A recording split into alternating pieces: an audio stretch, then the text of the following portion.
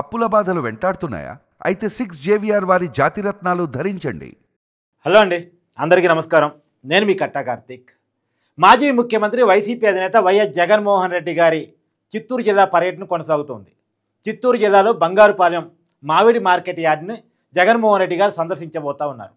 అక్కడ రైతులతోటి మాట్లాడబోతూ ఉన్నారు. వాళ్ళ కష్టాలు, నష్టాలు, బాధలు అన్నీ కూడా అడిగి తెలుసుకోబోతూ ఉన్నారు. వాళ్ళని పలకరించి పరామర్శించే దానికోసం జగన్మోహన్ రెడ్డి గారు పర్యటన పెట్టుకున్నారు. మామిడికి గిట్టుబాటు ధర ఇవ్వాలి, ప్రభుత్వం కొనుగోలు చేయాలి, ప్రభుత్వం ఇన్వాల్వ్ కావాలి అని చెప్పేసి జగన్మోహన్ రెడ్డి గారు ఈ పర్యటన యొక్క ఉద్దేశం. అతను ఒక గిట్టుబాటు ధర డిమాండ్ తోటి ఇక్కడికి రాబోతూ ఉన్నారు. కాకపోతే ఇక్కడే ఒక కన్ఫ్యూజన్ ఏంటంటే, పోలీసులేమో ఆంక్షలతో కూడినటువంటి పర్మిషన్ ఇచ్చారు. ఒక 500 మందికి మాత్రమే గ్యాదరింగ్కి అవకాశం ఇచ్చారు. చాలా లిమిటెడ్గా జగన్మోహన్ రెడ్డి గారికి హెలిప్యాడ్ దగ్గరికి వెళ్ళి స్వాగతం పలకడానికి వాళ్ళకి లిమిటెడ్గా పర్మిషన్ ఇచ్చారు. కానీ వేలాది మందితో సమీకరణ జరుగుతుంది అనేటువంటిది ఒక ఇంటెలిజెన్స్ నివేదిక సోషల్ మీడియాలో పెద్ద ఎత్తున వైరల్ అవుతూ ఉంది. దాదాపుగా 1810 కార్లంట, 2000 బైకులంట, ఇంకా అదనపు వెహికల్స్, బస్సులు, ఇతరత్ర వాటితోటి దాదాపు 25,000 మందిని సమీకరించాలనేటువంటి ఆలోచన జరుగుతున్నట్టు కూడా ఒక ప్రచారం జరుగుతూ ఉంది.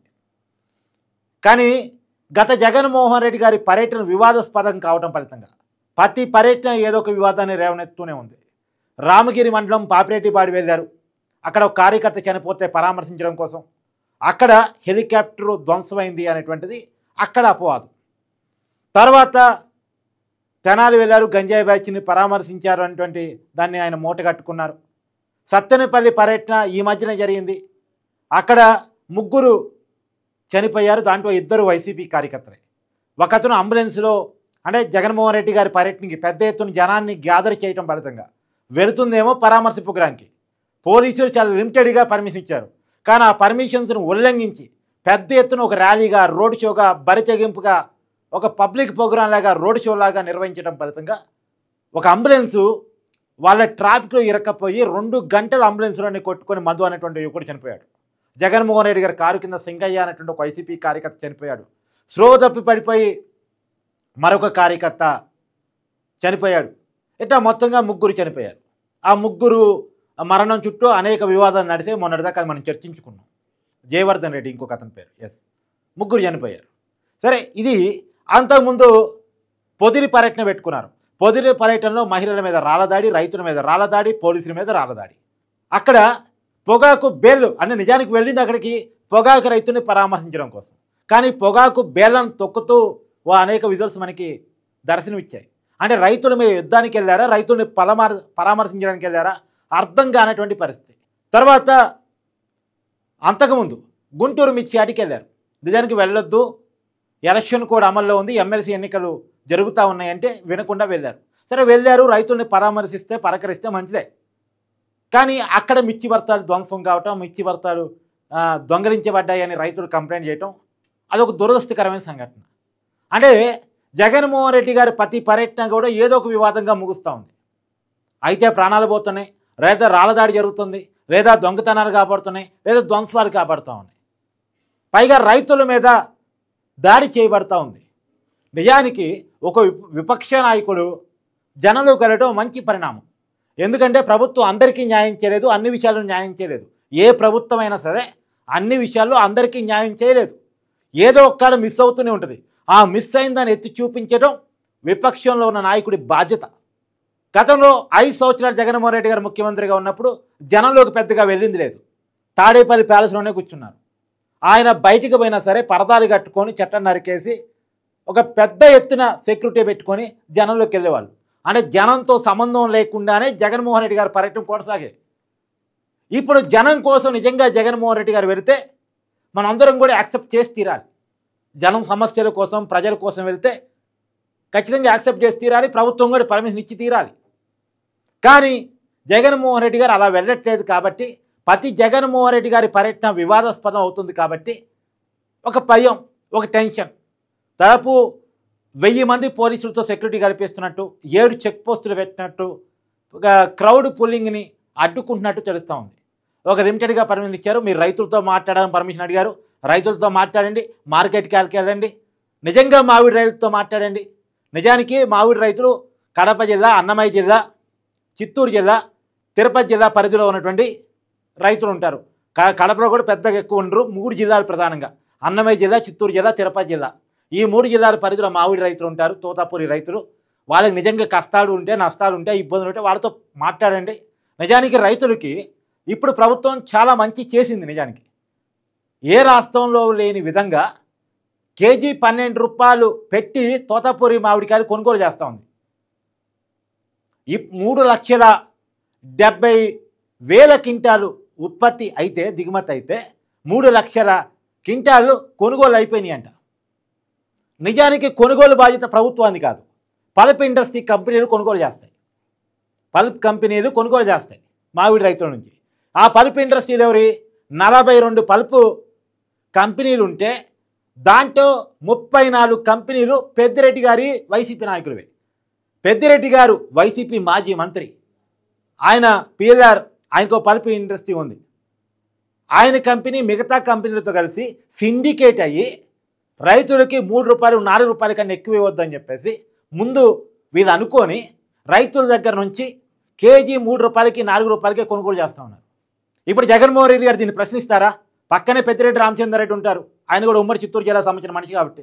ఏమయ్యా పెద్దిరెడ్డి రామచంద్రారెడ్డి, రైతులను ఇంత దగా చేస్తావు నువ్వు? 3 రూపాయలకి 4 రూపాయలకి కేజీ కొనుగోలు చేసేది ఏంది? ఇది కరెక్ట్ కాదు కదా అని ప్రశ్నిస్తారా? ప్రశ్నించే అవకాశం ఉందా?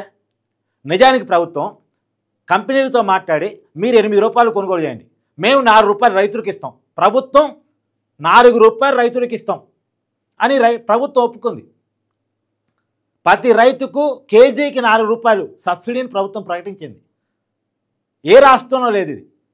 నిజానికి ఏ రాష్ట్రంలో లేదు అనే మాట నేను నొక్కి ఎందుకు చెప్తున్నానంటే, గతంలో ఒక ప్రచారం చేశారు.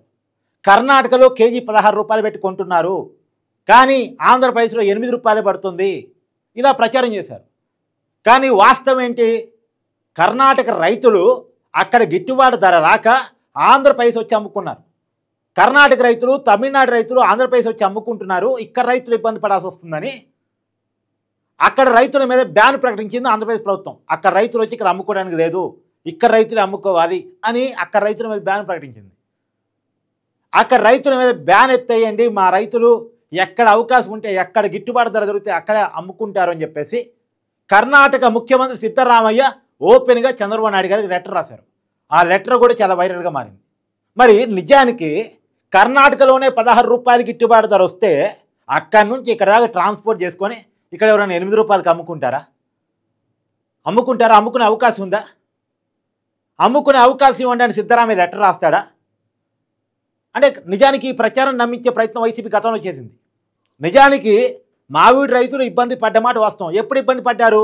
2 నెలల క్రితం, నెలన్నర క్రితం ఎప్పుడైతే కంపెనీలు సిండికేట్ అయ్యి 3 రూపాయల కంటే, 4 రూపాయల కంటే, 5 రూపాయల కంటే ఎక్కువ ఇవ్వం అని చెప్పేసి రైతులను బెదిరించి రైతుల దగ్గర తక్కువ రేటుకి కొనుగోలు చేయాలని చూస్తాయో ఆ రోజు ఇబ్బంది పడ్డమాట వస్తుంది. నిజంగా ఆ రోజు కనుక జగన్మోహన్ రెడ్డి గారు 2 నెలల క్రితమో, నెలన్నర క్రితమో వెళ్ళి ఉండుంటే రైతుల సమస్యను ఎత్తి చూపించిన వాడు అయ్యే ఉండాలి. కానీ ఇవాళ 12 రూపాయలు పెట్టి కొనుగోలు చేస్తూ ఉంది ప్రభుత్వం. ఇంకా ఈ మామిడి మీద ఉన్నటువంటి జీఎస్టీని ఎత్తివేయాలని, కేంద్ర ప్రభుత్వం కూడా 4 రూపాయలు సబ్సిడీ ఇవ్వాలని ఆల్రెడీ కేంద్రంతో మాట్లాడుతూ ఉంది. వ్యవసాయ శాఖ మంత్రి అచ్చెన్నాయుడు పోయి కేంద్రంతో మాట్లాడుతూ ఉన్నారు. ఒకవైపు కేంద్రం నుంచి రాయితీ కోసం ప్రయత్నం జరుగుతూ ఉంది, జీఎస్టీని ఎత్తివేయడం కోసం ప్రయత్నం జరుగుతూ ఉంది, రాష్ట్ర ప్రభుత్వం 4 రూపాయలు సబ్సిడీ ఇస్తూ ఉంది. రైతులు దగా పట్టడానికి ఉన్నటువంటి ఏకైక కారణం పల్ప్ ఇండస్ట్రీ పెద్దలంతా సిండికేట్ కావడం. ఈ సిండికేట్ మీద జగన్మోహన్ రెడ్డి గారు మాట్లాడగలరా? గతంలో కూడా అంతే. పొగాకు రైతులు, ఇప్పుడు జగన్మోహన్ రెడ్డి గారు పొగాకు రైతుని పరామర్శించడం పోయారు. సమస్య ఏందో అర్థం చేసుకున్నారా? జగన్మోహన్ రెడ్డి గారు ఆయన ముఖ్యమంత్రి ఉన్నప్పుడు ఏ రైతును పలకరించింది లేదు. సరే, సగటు వైసీపీ నాయకుడినే పరామర్శించింది లేదు, కానీ ఏ రైతును పరామర్శించింది లేదు. సరే, వెళ్ళారు, మొన్న పొదిలి వెళ్ళారు. పొదిలి వెళ్ళినప్పుడు అక్కడ పొగాకు రైతులతో జగన్మోహన్ రెడ్డి గారు మీటింగ్ అయ్యారు కదా, అక్కడ రైతుల సమస్య ఏందో అర్థం చేసుకున్నారా? నిజానికి పొగాకు సమస్య ఏంది? పొగాకు కంపెనీలు పండించుకుంటే రైతుల ద్వారా మళ్ళీ రైతులు పండించిన పని ఆ కంపెనీలే కొనుగోలు చేస్తాయి. దాదాపు 6 కంపెనీలు, ఐసీటీతో కంపెనీతో కలిపి 6 కంపెనీలు. అయితే మొన్న దిగుమతి ఎక్కువ రావటం వల్ల మేము కొనుగోలు చేయలేం, మాకు కావాల్సినంత కొనుగోలు చేస్తాం అని చెప్పేసి భీష్మించుకుని కూర్చున్నాయి కంపెనీలు. పంట ఎక్కువ వచ్చింది, అవసరం ఉన్న దానికంటే ఎక్కువ వచ్చింది. పొగాకుని ప్రభుత్వం కొనుగోలు చేయకూడదు. WHO రూల్స్ ప్రకారం పొగాకును ప్రభుత్వం కొనుగోలు చేయకూడదు. కంపెనీలు మాత్రమే కొనుగోలు చేస్తాయి. నిజానికి పొగాకు పండించకూడదు, అమ్మకూడదు. కానీ రైతులు లాభదాయకమైన పంట కాబట్టి పండిస్తూ ఉంటారు. ప్రభుత్వాలు కూడా కొన్ని చూసి చూడటి పోతూ ఉంటాయి. టొబాకో పంట, సరే ఆ టొబాకో పంట పండించారు, దిగుమతి ఎక్కువ వచ్చింది, కంపెనీలు కొనలేమని చెప్పింది. కొనలేమని చెప్తే అప్పుడు ఏం జరిగింది? ప్రభుత్వమే ఇన్వాల్వ్ అయ్యి 300 కోట్ల రూపాయలు పెట్టి కంపెనీలు కొనుగోలు చేయకుండా మిగిలిపోయినటువంటి టొబాకో మొత్తాన్ని ప్రభుత్వం కొనుగోలు చేసింది. కొనుగోలు చేసి ఇవాళ కాకపోయినా రేపైనా మళ్ళీ కంపెనీలు అడుగుతాయి కదా మాకు కావాలని, అప్పుడు మనమే అమ్మేసుకుందాం, ముందైతే రైతుల దగ్గర ఇబ్బంది లేకుండా రైతులు డబ్బులు చెల్లించేసి మనం కొనుగోలు చేద్దామని చెప్పేసి మార్కెట్ ద్వారా ప్రభుత్వం కొనుగోలు చేసింది. ఏది? కేజీ 12,000 పెట్టి, కేజీ 12,000 పెట్టి. ఈ లెక్కలన్నీ జగన్మోహన్ రెడ్డి గారు తెలుసా? ఇవాళ కార్తీక్ చెప్పగలుగుతున్నటువంటి లెక్కలన్నీ జగన్మోహన్ రెడ్డి గారు తెలుసా? కేజీ మామిడికి ఇవాళ ఆంధ్రప్రదేశ్లో ఎంత దక్కుతుంది, జగన్మోహన్ రెడ్డి గారి ప్రభుత్వం ఎంత దక్కింది? జగన్మోహన్ రెడ్డి గారు అధికారంలో ఉన్నప్పుడు కేజీ 12 రూపాయలు పెట్టి మామిడి కొన్నారా? తాతాపురి మామిడిని కొన్నారా? ఎప్పుడైనా జరిగిందా? కేజీ 12,000 పెట్టి టొబాకోను కొన్నారా? సారీ, కింటా 12,000 పెట్టి కొన్నారా? ఈ ఎప్పుడు ఏ రోజు రైతుల సమస్యలు పట్టించుకొని నేను పక్కాగా చెప్పగలను. ధాన్యం కొనుగోలు అయితే ఈ పంట ధాన్యం కొనుగోలు జగన్మోహన్ రెడ్డి గారి ప్రభుత్వం చేసి వచ్చే పంటకు డబ్బులు వేసేది. నెలల తరబడి రైతులకు ఇవ్వాల్సిన బకాయిలు పెండింగ్ పెట్టేది జగన్మోహన్ రెడ్డి గారి ప్రభుత్వం. అవునా కాదా? మీరు కామెంట్ చేయండి. వాస్తవాలను చెరిపేయటం ఎవరి వల్ల కాదు, రైతుల గమనాలు ఉంటాయి. కాబట్టి సరే, జగన్మోహన్ రెడ్డి గారు వెళుతున్నారు, సంతోషం. అది దండయాత్రలా కాకుండా పర్యటన కొనసాగితే మంచిది. ఎలాంటి టెన్షన్ లేకుండా, ఎవరి ప్రాణాలు పోకుండా, ఎవరి మీద దాడి జరగకుండా ప్రోగ్రాం జరిగితే చాలా మంచిది. రైతుల సమస్యను ప్రస్తావించి రైతులకు మంచి జరిగేరా జగన్మోహన్ రెడ్డి గారు మాట్లాడగలిగితే చాలా మంచిది. అవసరమైతే జగన్మోహన్ రెడ్డి గారి దగ్గర డబ్బులు గట్టిగానే ఉన్నాయి కాబట్టి ఆయన తన చేతి నుంచి ఏదన్నా పరిహారమో సహాయమో రైతులు చేస్తే ఇంకా మంచిది. పెద్దిరెడ్డి గారి సిండికేట్ గురించి, ప్రకాష్ రెడ్డి గారి సిండికేట్ గురించి, ఆ 34 కంపెనీల సిండికేట్ గురించి జగన్మోహన్ రెడ్డి గారు ప్రశ్నిస్తే ఇంకా మంచిది. మరి ఈ మంచిని ఏమైనా జగన్మోహన్ రెడ్డి గారు చేస్తారా? చేసే అవకాశం ఉందా? మీకు అలా అనిపిస్తుందా? దయచేసి కామెంట్ చేయండి. నేనైతే వెయిటింగ్.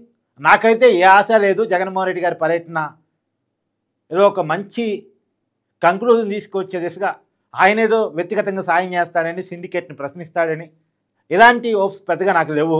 గత పర్యటనని చూస్తున్నాను కాబట్టి, రాజకీయానికి దగ్గర నుంచి చూస్తున్నాను కాబట్టి. మీకేమైనా ఉంటే దయచేసి కామెంట్ చేయండి. ఖచ్చితంగా వేచి చూద్దాం.